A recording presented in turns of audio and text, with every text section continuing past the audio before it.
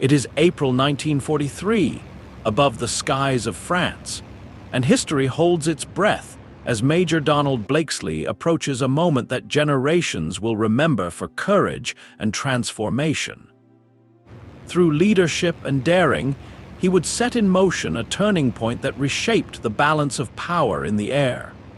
High above the occupied countryside, Oberleutnant Ralph Herrmaschen of the German Luftwaffe looked down from his Focke-Wulf fighter, smirking beneath his oxygen mask. Below him, 16 American P-47 Thunderbolts strained for altitude, their engines roaring and their massive bodies gleaming under the morning sun. To the Germans, they looked like flying milk bottles, heavy, awkward, and unworthy of combat against the sleek Focke-Wulfs and Messerschmitts. From his cockpit, Herrmaschen radioed to his wingman, joking that the Americans had sent lumbering trucks to fight swallows. But the laughter masked something deeper, the start of an era that neither side could yet understand. Beneath those bulky frames lay 8 Browning machine guns, over 3,000 rounds of ammunition, and a design philosophy that favored power and endurance over agility. Major Blakesley, leading the American formation, already sensed what others did not. The Thunderbolt was not built to turn. It was built to survive, to climb higher, and to strike harder than anything the Germans had ever faced. In the thin air above France, the stage was set.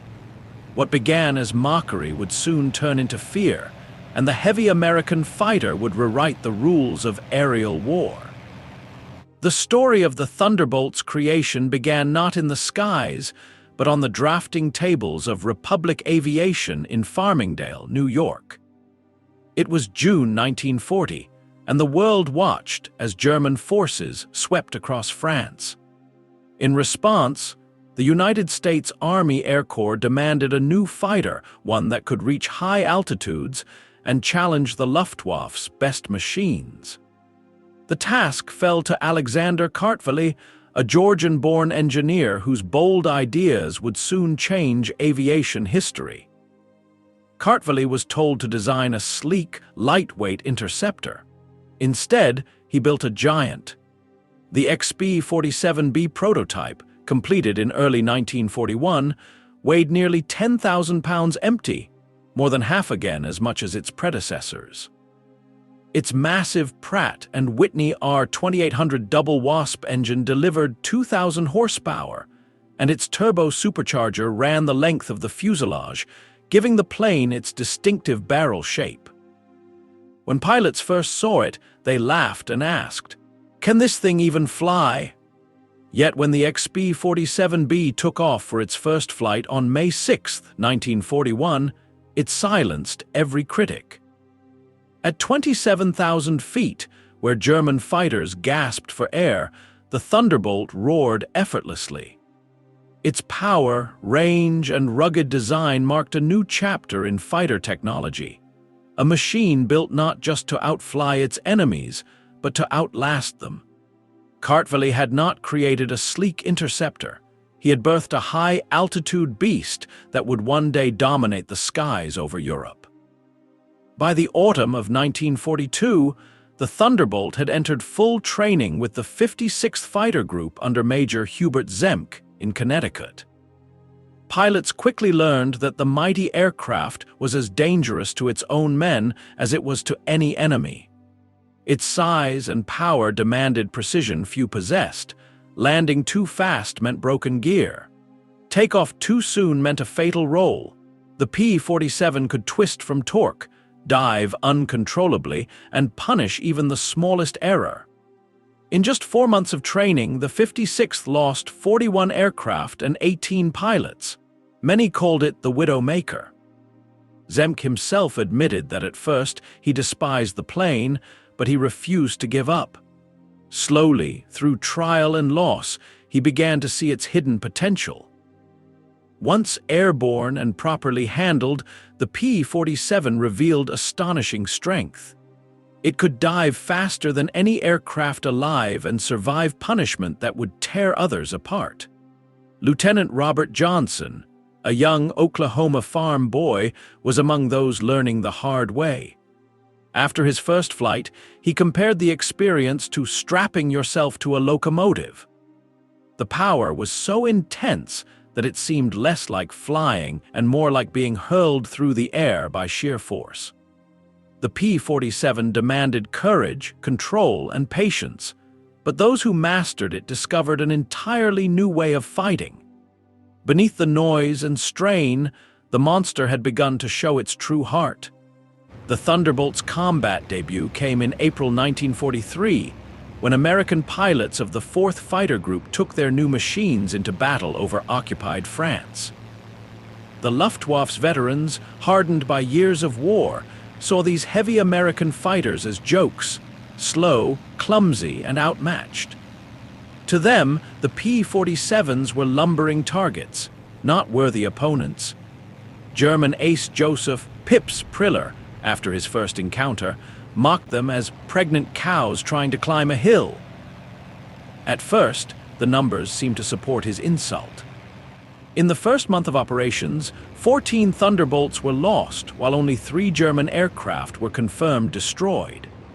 British observers in their Spitfires even teased the Americans, claiming the P-47's best evasive maneuver was to unstrap and run around the cockpit. But behind the ridicule, something remarkable was unfolding. The Thunderbolt might not outturn or outclimb its enemies, but it could take punishment like no other plane in the sky.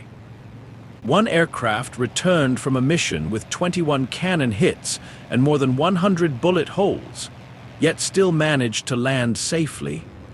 Pilots soon learned that their thick armor and air-cooled engines could survive damage that would destroy any German machine. And when those 8.50 caliber guns found their mark, the results were devastating. These first clashes revealed a truth that would take months for the enemy to accept. The Americans had built a fighter that could not be intimidated. Beneath its bulky frame lay unstoppable endurance, and in time, the laughter that greeted the Thunderbolt would fade into disbelief.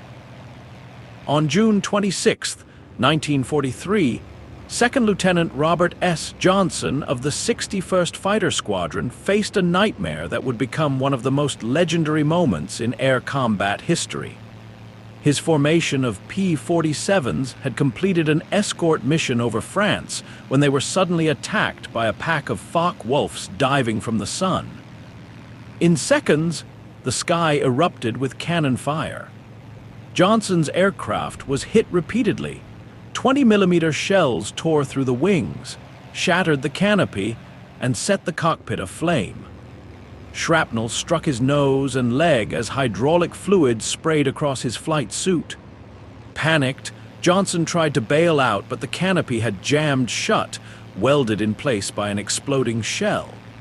He was trapped, wounded, and alone at 27,000 feet. Somehow, he regained control of the burning aircraft and leveled it toward England, the engine shaking violently with every mile. Then, a lone German fighter appeared behind him. The pilot, running low on ammunition, circled once, studied the shattered Thunderbolt, and opened fire again, unleashing his remaining rounds into Johnson's crippled plane. Still, the Thunderbolt refused to die. After emptying his guns, the German pilot flew alongside, saluted in disbelief, and turned away. Against all logic, Johnson limped home, landing safely at Manston with over 200 holes in his aircraft. The mechanics stopped counting at that number. The event stunned both sides. For the Americans, it proved what their engineers had built. For the Germans, it was the day they realized the joke was over. The Thunderbolt could not be killed. By the summer of 1943, American pilots had learned a hard truth. The Thunderbolt was not meant to dance. It was meant to strike. Colonel Hubert Zemck, commander of the 56th Fighter Group, turned failure into discovery through relentless experimentation. His advice became legendary: don't turn with them, don't climb with them, use your weight, use your power, use your guns. The Thunderbolt's strength lay not in agility, but in raw energy. From this philosophy came a new kind of air combat, the boom and zoom. Pilots would climb to 30,000 feet, wait for the enemy to appear below, then roll over and dive at speeds exceeding 500 miles per hour. The P-47's tremendous weight made it nearly unstoppable in descent, and at the bottom of each dive came the roar of 8 heavy machine guns firing in perfect unison. The Germans called it the Wall of Leyde. Few who entered that stream of fire survived. Captain Walker "Bud" Mahurin, one of the first American aces in Europe, perfected these tactics. He described the sensation as falling like a hammer from heaven. The Thunderbolt would strike, destroy, and climb back into the clouds before the enemy could recover. This was not the elegant dueling of early air war. It was industrial warfare in the sky, shaped by speed, power, and mathematics. With each battle, the laughter faded further from German radios. The Thunderbolt was no longer a curiosity. It was becoming a force of nature. By late summer of 1943, the Thunderbolt's transformation from laughingstock to legend was well underway. The Germans, once amused by its bulk, now faced it with growing unease. Every encounter brought home the same chilling truth. The Americans had built an aircraft that could not be matched at high altitude. Its turbocharged engine delivered full power above 30,000 feet, where German fighters gasped for breath. One of Germany's top aces, Oberleutnant Hans Philipp, learned this the hard way. On October 8, 1943, he led his squadron against American bombers over northern France. As his formation climbed to meet the threat, P-47s of the 56th Fighter Group dove from above. In seconds, the sky erupted in gunfire. Philipp's Focke-Wulf was struck by a burst from Robert Johnson's guns, an explosion so violent that no parachute followed. For the Luftwaffe, the death of such a veteran ace sent shockwaves through their ranks. By the year's end, the Thunderbolt dominated the upper air. Its pilots had mastered the art of diving from great heights, striking with devastating accuracy, and escaping with speed no German aircraft could match. The Thunderbolt was no longer the slow, clumsy brute the enemy mocked. It was a disciplined predator. Each mission proved that air superiority was shifting, and the once invincible Luftwaffe was beginning to crumble under a thunderous rain of lead. On August 17, 1943, the sky over Germany became a proving ground for the Thunderbolt's true purpose. It was the day of the massive dual raid on Schweinfurt and Regensburg, an operation meant to strike deep into the heart of German industry. Major David Schilling and his squadron of P-47s were tasked with protecting waves of B-17 bombers as they faced relentless Luftwaffe resistance. What unfolded that day stunned both sides. As German twin-engine fighters climbed to intercept the bombers, Schilling led his Thunderbolts into a steep dive from nearly 30,000 feet. The P-47s tore through the clouds, guns blazing. A German gunner later described the attack as hammers from heaven. Entire formations of Messerschmitt 110s disintegrated in seconds, their wings ripped apart under the concentrated fire of 8.50 caliber guns. For the first time, German pilots realized they were facing an enemy capable of overwhelming destruction from above.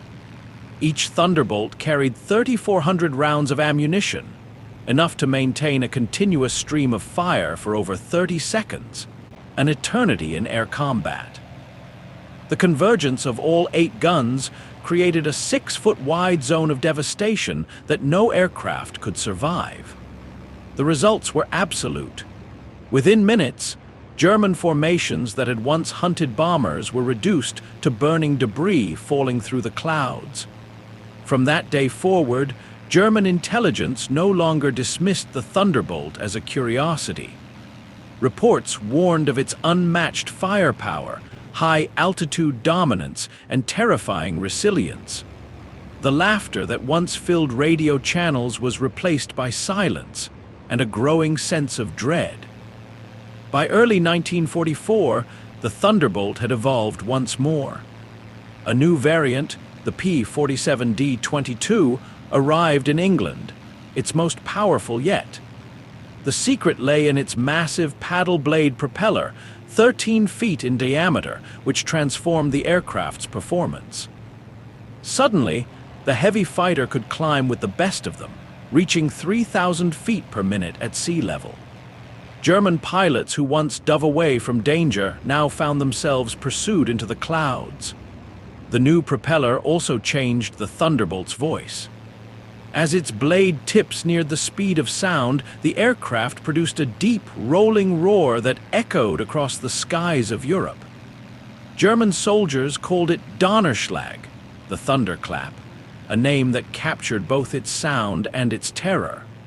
The moment troops heard that distant rumble, they knew what followed: death from above. Veteran Luftwaffe pilot Heinz Nock described the shock of facing these improved Thunderbolts near Hanover. Expecting the same sluggish climbers from the year before, his unit attacked from below, only to be caught and destroyed within minutes. "They followed us up," he wrote in disbelief, as if gravity no longer applied to them. By March of 1944, the Thunderbolt had become more than just a fighter. With drop tanks extending its range beyond 1,000 miles, it escorted bombers deep into Germany, ensuring that no target was safe. The thunderclap had become the anthem of Allied air power, a sound the enemy could neither match nor escape. By the spring of 1944, the Thunderbolt's mission began to shift from the cold, thin skies of high-altitude combat to the smoky battlefields below.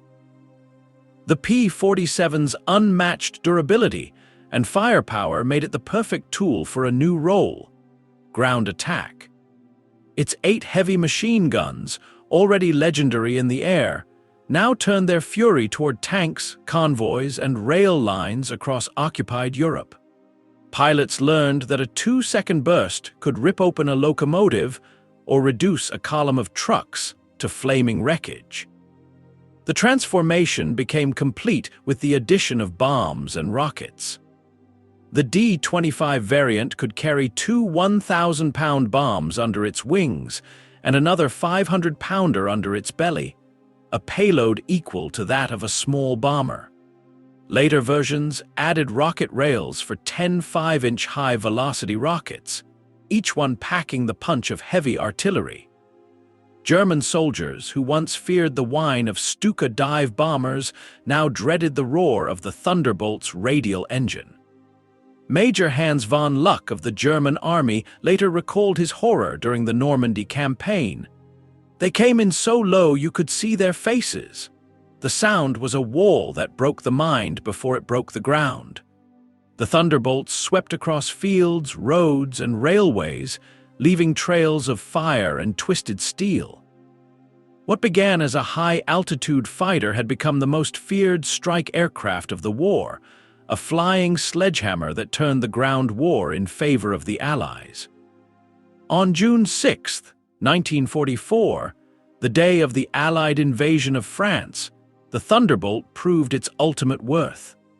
As thousands of ships crossed the English Channel toward Normandy, more than 500 P-47s roared above them, forming a protective canopy of steel and sound. The German pilots who dared to challenge that sky faced instant destruction. The Luftwaffe, once feared across Europe, was now reduced to fragments of its former power. Oberleutnant Wolfgang Fischer, one of only a handful of German pilots to reach the invasion beaches, later described the futility of that morning. The sky belonged to the Americans. Thunderbolts were stacked from sea level to 30,000 feet. We tried to break through at dawn. 12 of us went up. I was the only one to return. Below, the beaches echoed with the thunder of their guns as P-47s strafed enemy bunkers, supply trucks, and armored columns attempting to reach the coast.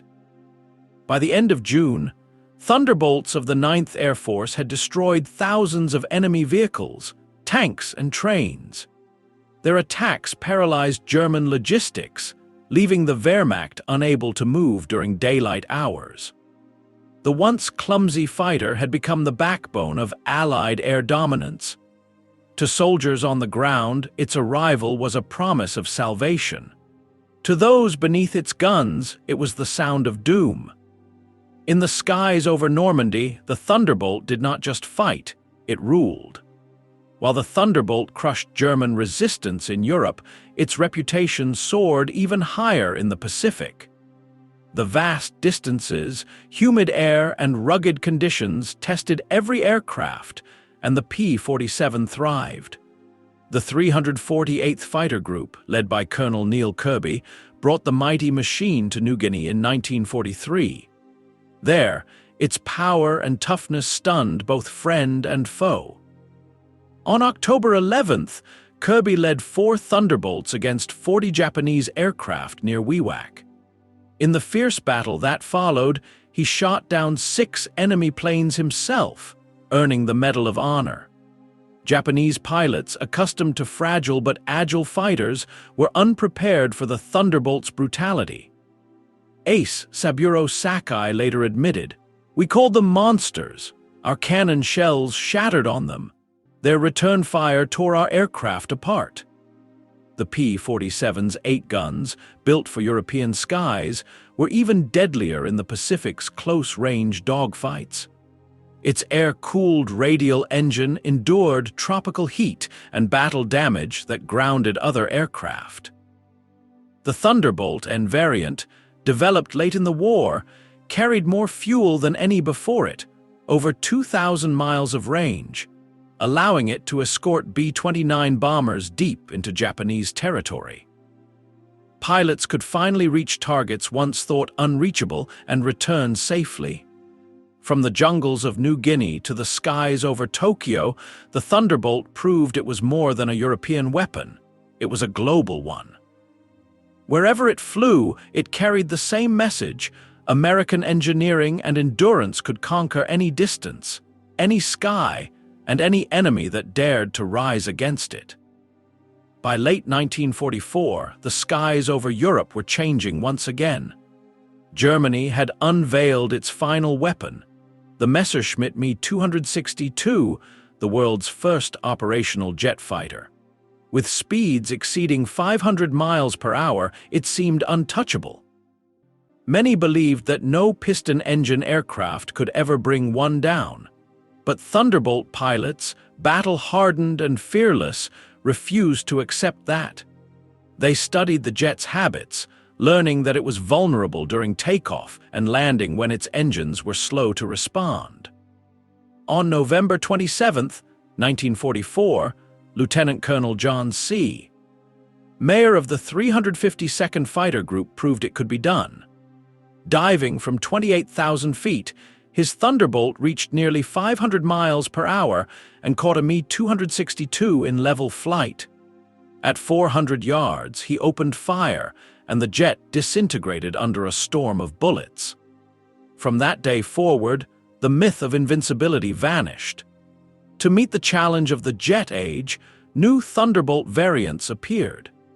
The P-47M and P-47N featured refined aerodynamics, water methanol injection, and engines producing nearly 2,800 horsepower. These machines could climb faster, fly farther, and even intercept jet bombers under the right conditions. Thunderbolt pilots understood one truth the jets could not match: durability. German jets were fast but fragile. One good burst from the P-47's guns could shatter them completely. In the dying months of the war, the Thunderbolt still ruled through sheer power and survival, standing as the last and greatest titan of the propeller age. By early 1945, the Thunderbolt had become more than a weapon. It was a symbol of unstoppable production and power. Operation Bodenplatte, Germany's desperate New Year's Day strike against Allied airfields, revealed the difference between two worlds. Nearly 900 German aircraft attacked across Belgium and the Netherlands, destroying dozens of planes on the ground. At Y-34 airfield near Metz, 22 Thunderbolts burned in the first minutes of the assault. A captured German pilot sneered, asking the Americans what they thought of their losses. Major George Brooking pointed to the runway where ground crews were already clearing debris and replied calmly, "By tomorrow, we'll have 40 new ones. How long will it take you to replace your pilots?" He was right. Within 2 days, replacement P-47s flew in from England, fresh from the assembly lines. The Luftwaffe, meanwhile, lost over 200 aircraft and more than 200 pilots, losses that could never be replaced. American factories built over 15,000 Thunderbolts during the war, rolling out one every hour at the Republic Aviation Plant in New York, and hundreds more each month in Indiana. Fuel, ammunition, and spare parts arrived endlessly across the Atlantic. The statistics told the story of defeat not through tactics, but through math. Every Thunderbolt carried 65,000 individual parts, yet the United States built them faster than Germany could train a single pilot. It was not just the sky that the Thunderbolt conquered, it was the very concept of endurance. Against the avalanche of American steel and lead, the Luftwaffe's fate was sealed long before its final flight. By the spring of 1945, the Luftwaffe was finished. Its airfields lay in ruins, its fuel supplies gone, and its surviving pilots worn thin by exhaustion and fear. For those few who still took to the air, one sound brought terror, the distant thunder of approaching P-47s. Captured German reports called it Jabo fever, a crippling panic that seized soldiers and pilots alike whenever Thunderbolts were near. Veterans who had faced Spitfires and Hurricanes without fear now froze at the memory of the deep rumble that meant death from above. The numbers told a grim truth. In Europe alone, Thunderbolt squadrons destroyed more than 3,000 German aircraft in aerial combat, another 3,000 on the ground, and tens of thousands of tanks, trucks, and locomotives. No other fighter of the war matched its record for both power and survivability. Even the German High Command eventually conceded that the P-47 was the best fighter bomber of the conflict.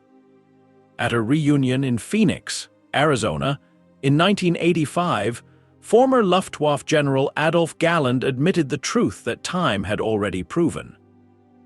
"We laughed when we first saw them," he said.